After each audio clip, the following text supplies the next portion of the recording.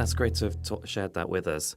So the one thing I'm thinking is, you've obviously brought this journal along today. So is this something you keep on your person? Do you have it somewhere at home? Where have you been keeping this normally?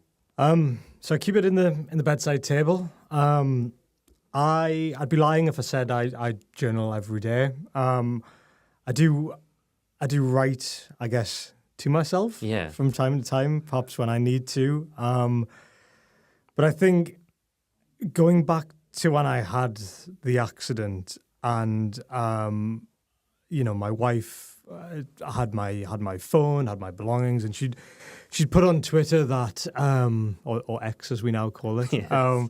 She'd put it out there that Jamie's in the ICU. We're waiting to see what happens. And as the weeks went on, when I was in hospital, people in the Northeast tech sector started a GoFundMe page for me, and I had no idea about this at all. And my dad told me about it one day in hospital, and Sammy, my wife, was reading out all of the messages, and people were effectively donating money to help support my rehab. And I was really embarrassed about this. I felt very uncomfortable about it. Maybe, I don't know, the attention or whatever. And I guess I was in a very low place and, had lost any sort of sense of self-worth, if I'm honest. And then I think that inspired me to not only write and contain my own thoughts in this journal, but to start writing publicly about what I was doing. So you'll be familiar with the concept in the technology sector and in the startup world, which is build in public. So if you're running a startup, the concept is that you are sharing your learnings, sharing your vulnerabilities, sharing your journey and documenting it with the world, be that a piece of bespoke code that you're writing, a challenge that you've overcome, how you're feeling with the pressures of entrepreneurship, whatever it might be. So that I've always loved that about the tech sector. I've always loved. Now I know tech can have connotations of tech bros and kind of West Coast USA and jumping over people to get ahead and all of that. But when I've looked at the UK tech scene and certainly the northern and northeast tech scene, I've always felt the nucleus has had sort of respect and help and collaboration as kind of its essence, and I've always loved that. So I kind of wanted to take that build in public, I guess, concept and use that in my recovery, because I felt very uncomfortable people even wishing me well, never mind giving me money, which was has literally paid for the physio over the years and whatnot, which is amazing. So I wanted to, instead of just journal and self-contain those thoughts, I wanted to put them online. So I started writing Medium accounts and kind of giving updates on how I was progressing or how I was feeling.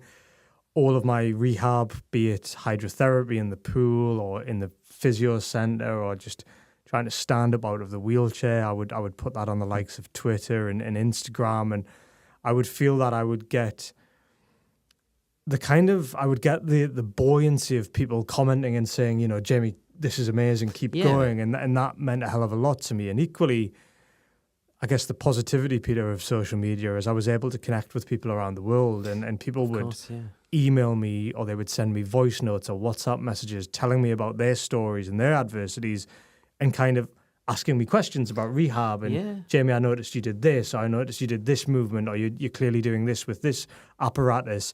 Why are you doing that? What muscle group is it engaging with? How is it helping you? Or how are you coping mentally? And I kind of, so to answer the question, while I absolutely cherish, I guess is the strange word to use that springs to mind, this journal, I also, I didn't just contain the thoughts to myself. I put them out there in the world, and I guess I very rarely feel proud of myself, to be honest, but looking back over the past couple of years, opening that discourse up, I'm glad I did it.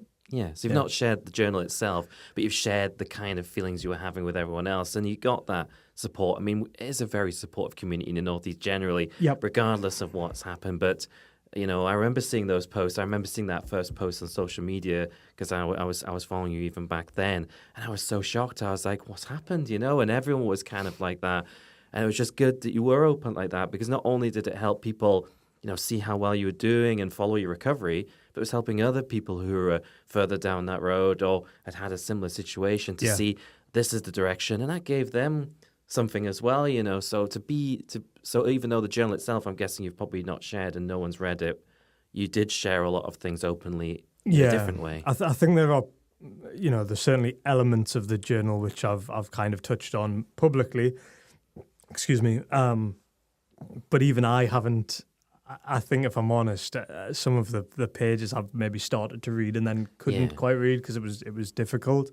But I think maybe one thing I've learned is everyone, to some extent, has some sort of trauma, be it recent or be it maybe secondhand or long term or whatever it might be. And I think, despite it being an incredibly difficult thing to deal with, it's also something that maybe unifies us as well. So, my trauma will be completely different to yours, to the next person. But I think if people can talk and have some vulnerability and support one another, then hopefully it's kind of, perhaps to use another cliche, but, making good of something bad. Yeah. Maybe. It's turning something that's happened in your life. It might be any kind of thing that's impacted someone, and being able to turn that into a positive, overcome that initial negativity. That's really going to help someone as well to know, no matter how bad things are getting, you can always be more optimistic. And it shows how supportive people around you can be.